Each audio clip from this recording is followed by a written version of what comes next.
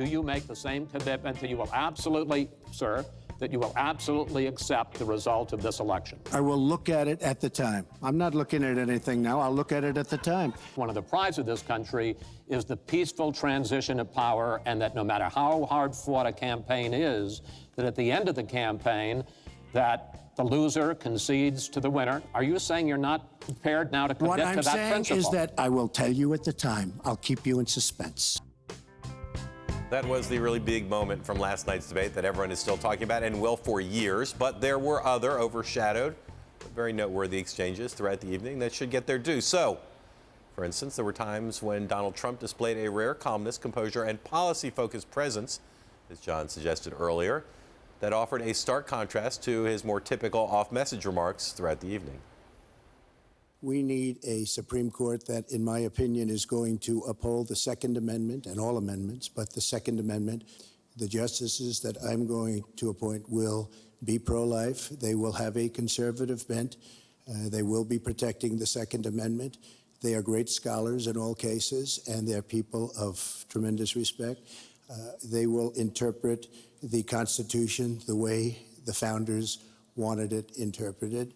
It's all about the Constitution. The D.C. versus Heller decision was very strongly, and she was extremely angry about it. I watched. I mean, she was very, very angry when upheld. And Justice Scalia was so involved, and it was a well-crafted decision. I'm not saying that if he had done that for 270 minutes over the three debates, he would have won, but it would have been a much different set of contests, I think. It would have been. I mean, you look, I mean, if he tried to do that, the question would have been, I mean, I was impressed. I was surprised that he cited a case, that he cited Heller. He evinced no depth of, like, actually understanding. If you asked him to explain what does Heller say, I'm not sure he would know. But just tonally, that would have been a very different world that we lived in. Well, it's hilarious. It's the exact tone that many of us said going into the first debate. Surely he'll adopt. Yes, and that the Clinton campaign expected him to try to adopt, and then they spent a fair amount of time trying to force him to induce him to not adopt. So let's actually look at an example of that right now. Hillary Clinton, as the New York Times pointed out in a story today, was a little out of character last night as she tried some almost Trumpian maneuvers on the debate stage, interrupting, mocking, and needling her opponent repeatedly. We had a meeting with the Mexican president, didn't even raise it, he choked. Putin, from everything I see, has no respect for this person. Well, that's because he'd rather have a puppet as president. This is a person who has been very cavalier, even casual, about the use of nuclear weapons. 10 people who have had that awesome responsibility have come out and in an unprecedented way said they would not trust Donald Trump with the nuclear codes or to have his finger on the nuclear button. There's only one of us on this stage who's actually shipped jobs to Mexico, because that's Donald. So he goes around with crocodile tears about how terrible it is, but he has given jobs to Chinese steel workers. He was borrowing $14 million from his father to start his businesses. And I'd be happy to compare what we do with the Trump Foundation, which took money from other people and bought a 6-foot portrait of Donald. I mean, who does that? In my apartment today, on a very beautiful hotel down the street, known as Trump. Made with Chinese steel. But he didn't get an Emmy for his TV program 3 years in a row, and he started tweeting that the Emmys were rigged. And you're whining before the game is even finished. It just shows you're not up to doing the job, just like we went after bin Laden while you were doing Celebrity Apprentice. He was criticizing President Reagan. Social Security, payroll, contribution will go up, as will Donald's, assuming he can't figure out how to get out of it. But what we want to do is to replenish the Social Security Trust Fund. And there it was, right there.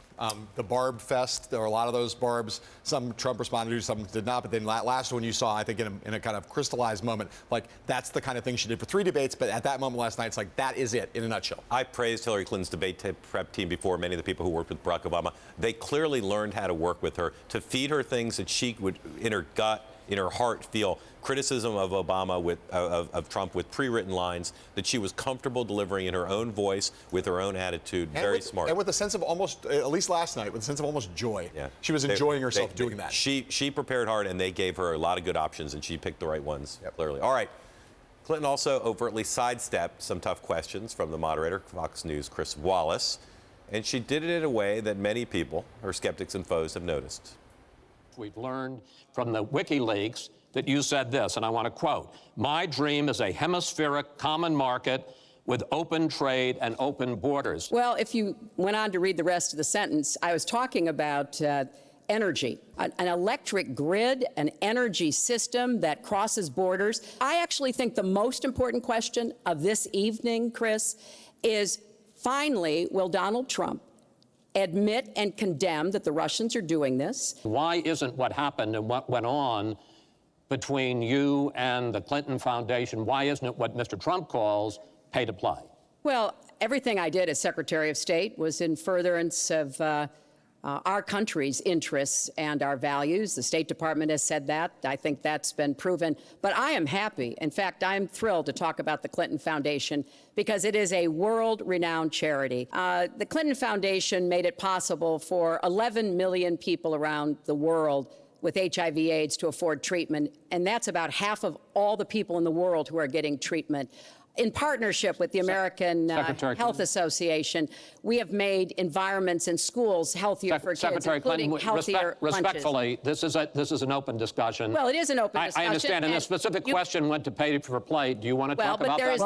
But there is no evidence, but there is a lot of evidence about the very good work and it's a the criminal high enterprise, rankings that and the so many Please let people know Mr. it. Trump speak. So that was not her most evasive. No. But if she did not enter this debate on her role, I think people would have focused on, she's pretty evasive there, but she handled it much better than some of the other challenges she's had on these tougher topics. Well, and think about the contrast with her and Trump. I mean, I agree she's evasive, but this is what we talk about when we talk about someone doing well in a debate. Pivoting is part of what you're supposed to do. And not seeming defensive. Quick answer, get out, don't seem defensive, and go on the attack again. Again, another way in which her preparation, I think, helped her and did not hurt I could see why Republicans are frustrated. Well, you can see it, but...